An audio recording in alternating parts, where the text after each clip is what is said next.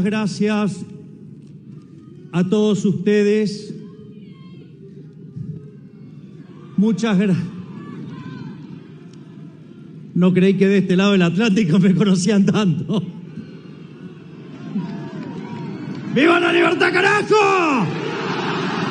¡Viva España! ¡Viva Vox!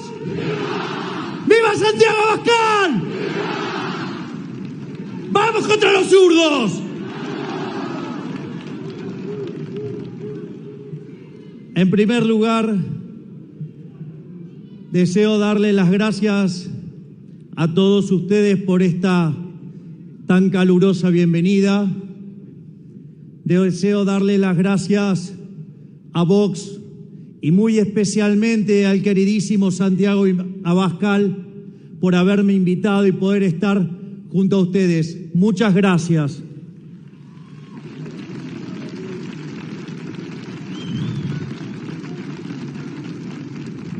Mi charla de hoy esencialmente va a ser sobre la batalla cultural y con especial foco en mi materia, que es la economía. Entonces vamos a tratar de entender cómo el surderío nos contamina la vida, cómo buscan destruir nuestra sociedad, cómo buscan arruinar nuestras vidas convirtiéndonos en esclavos.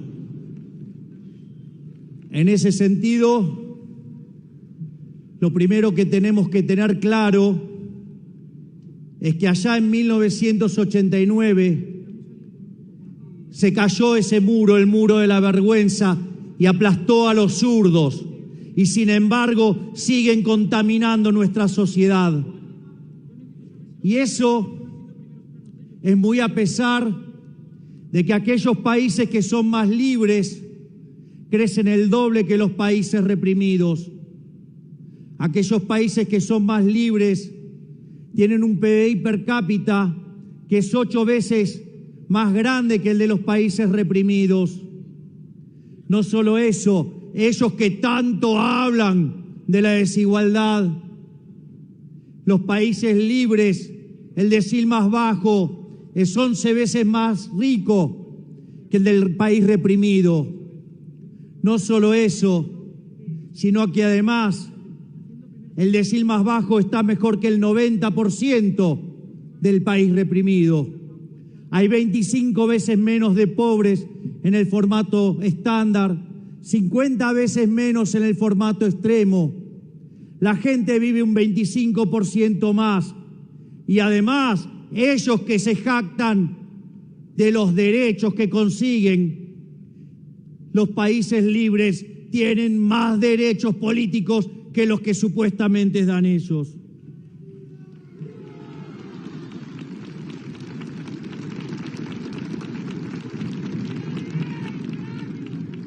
Frente a estos números,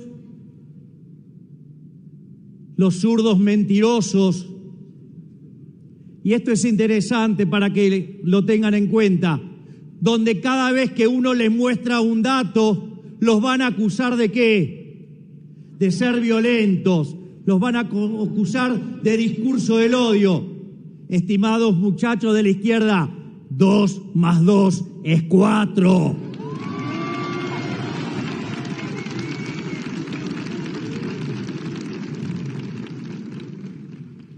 Y muchas veces, cuando uno plantea esta cuestión de evidencia cuantitativa, dice, pero no, son países que son culturalmente distintos, que tienen elementos distintos, personas distintas. Y la realidad es que la evidencia también los contradice. Porque cuando uno mira la experiencia de Alemania, la Alemania occidental, la Alemania capitalista progresó y sin embargo la Alemania comunista se hundió. De hecho, el muro en realidad verdaderamente mostró la caída del socialismo no en 1989, sino cuando lo tuvieron que construir en 1961. Es más, esa triste historia está narrada por una canción de un compatriota de ustedes, Nino Bravo, que se llama Libre, y que justamente cuenta la historia de Peter Fetcher cuando intentó salir de ese horror que es el socialismo real.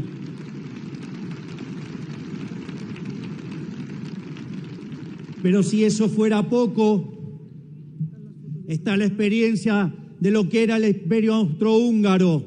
Fue separado en Austria y Hungría. Austria con el capitalismo progresó, Hungría con el comunismo se hundió. ¿Quieren otro caso? Corea. Corea del Sur capitalista progresa, Corea del Norte comunista se hunde. Miren el caso de Hong Kong versus China, o miren el caso de Argentina. Argentina, cuando abrazó las ideas de la libertad en 1895, después de 35 años, llegó a ser el país más rico del mundo.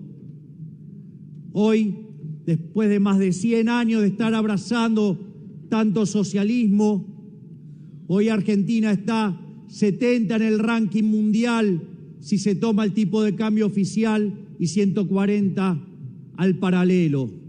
Es decir, el socialismo es la máquina de empobrecer. El socialismo en siempre y en todo lugar un fenómeno empobrecedor, un fenómeno miserable, un fenómeno del odio, un fenómeno de la violencia.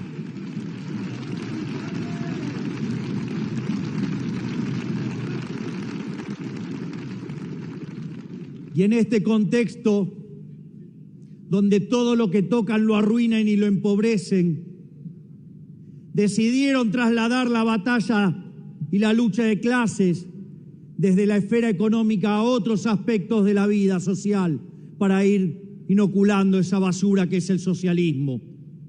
Así, básicamente, está la ideología de género, los conflictos étnicos, el tema de las señas, el tema de los pueblos originarios, la agenda ecologista, el lenguaje inclusivo, todas cosas para ir destruyendo los valores de la sociedad. Y obviamente eso no es ajeno a la agenda en términos de economía.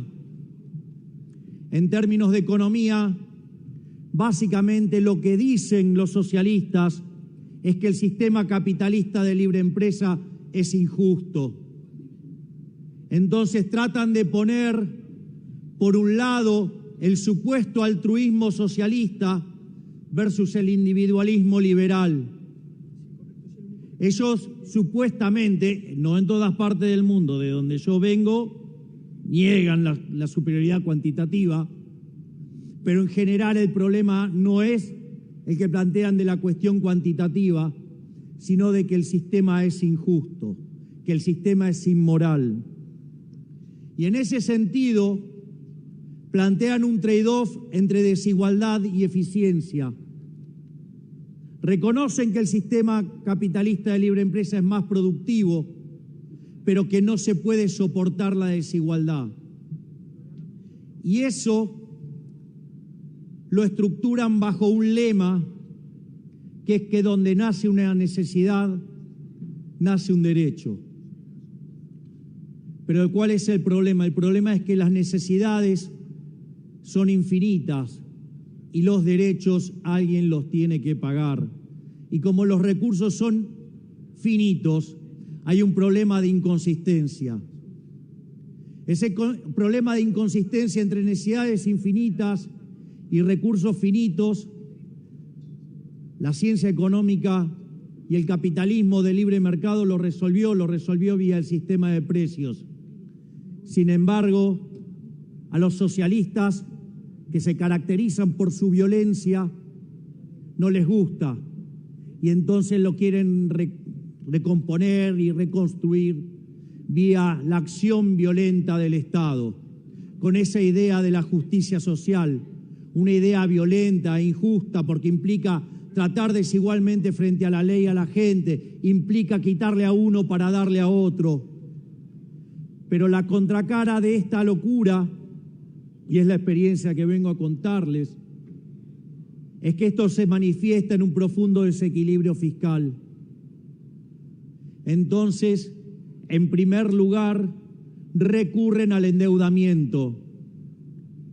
El endeudamiento es una política absolutamente inmoral, porque implica que la fiesta de hoy se la vamos a pasar a nuestros hijos, a nuestros nietos, a los que no votan y a las personas por nacer, aun cuando ellos quieran matarlos dentro del vientre de la madre.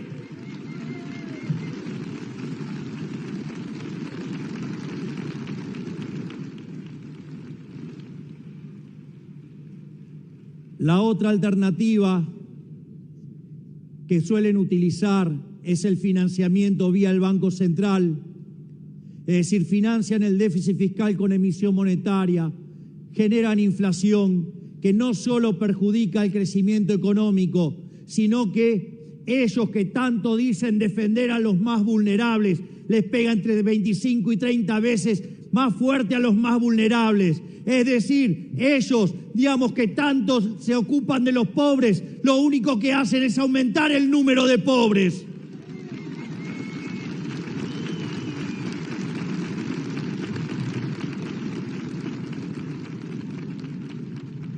Y una vez que agotan estas fuentes irregulares, como es el endeudamiento, como es la emisión monetaria, recurren lisa y llanamente a la violencia que implica el cobro de impuestos. ¿O de dónde creen que viene la palabra? Impuestos a punta de pistola, coerción. Nadie los paga voluntariamente. Y en ese sentido, en la medida que van subiendo los impuestos, va apareciendo el Estado presente y todo lo va destruyendo, y el desempeño de los países cada vez es peor. Ejemplo, en Argentina, en los últimos 50 años se triplicó el tamaño del Estado con el verso de la justicia social, y el número de pobres se multiplicó por 8 veces. Es decir, que el socialismo es una máquina de generar pobres.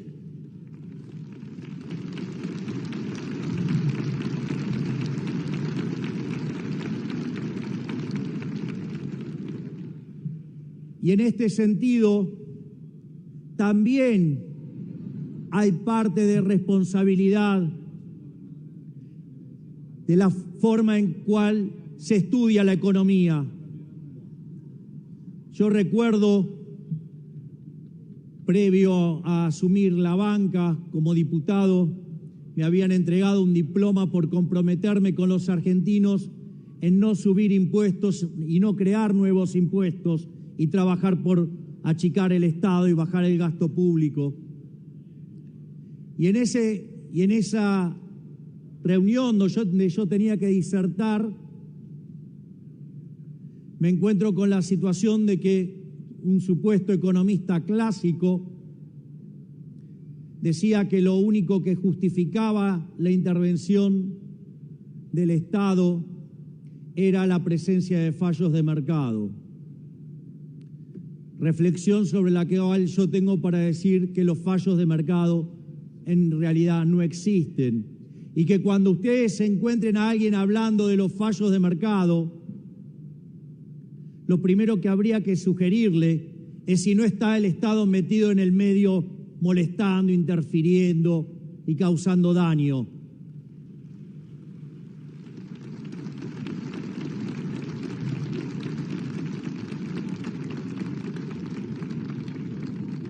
Y si aún así se mostrara que no está metido el Estado, invitaría a quien diga eso que vaya y estudie de vuelta el tema, porque seguramente lo hizo mal.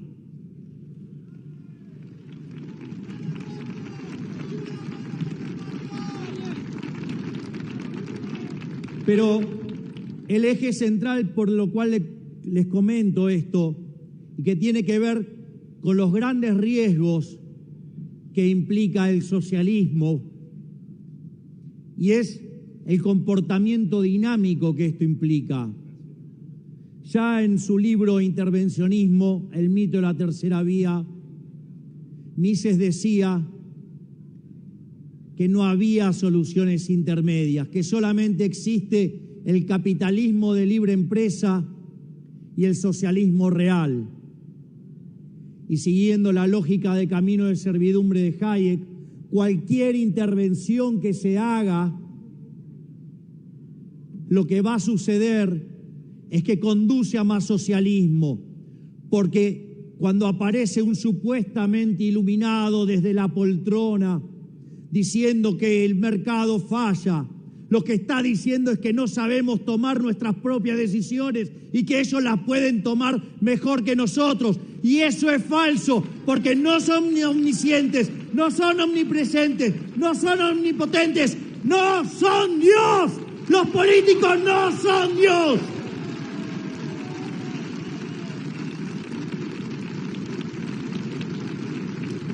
Y en ese sentido, cada vez que aparece la garra del Estado a lo que funcionaba bien, ahora empieza a funcionar mal. Y eso después demanda más intervención, y después aparece más Estado, y aparece peor funcionamiento, y así sucesivamente. Va creciendo el socialismo, y así nos van robando la libertad. Por lo tanto, quiero también dejarle el mensaje que esto no es para tibios. Acá no valen las soluciones intermedias, porque las soluciones intermedias son funcionales a más socialismo, son funcionales al comunismo.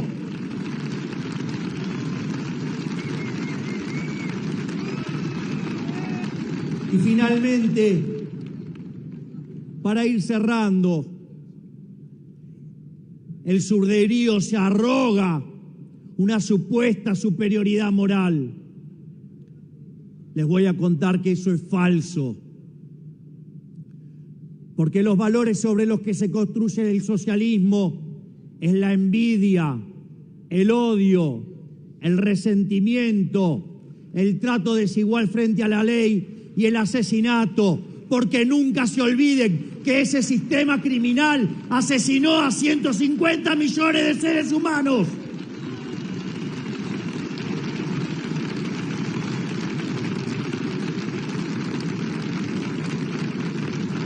Mientras que por otro lado venimos y le proponemos el sistema de la libertad, como fue definido por el máximo prócer de las ideas de la libertad en Argentina, el gigante profesor Alberto Venegas Lynch, hijo, que dice que el liberalismo es el respeto irrestricto del proyecto de vida del prójimo, basado en el principio de no agresión, en defensa del derecho a la vida, en defensa del derecho a la libertad, en defensa de la propiedad privada, cuyas instituciones no solo son la propiedad privada, los mercados libres, la libre competencia, la división del trabajo, la cooperación social, y donde solamente es posible ser exitoso sirviendo al prójimo con bienes de mejor calidad a un mejor precio.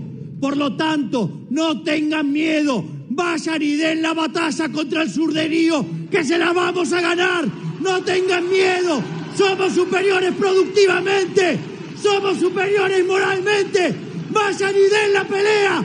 Esto no es para tibios, esto es para tomarlo de cara a los socialistas y ganarle esta batalla. ¡Viva la libertad, carajo! ¡Viva la libertad, carajo! ¡Viva España! ¡Viva Vox! ¡Viva Santiago Abascal! ¡Viva la libertad, carajo! Muchas gracias.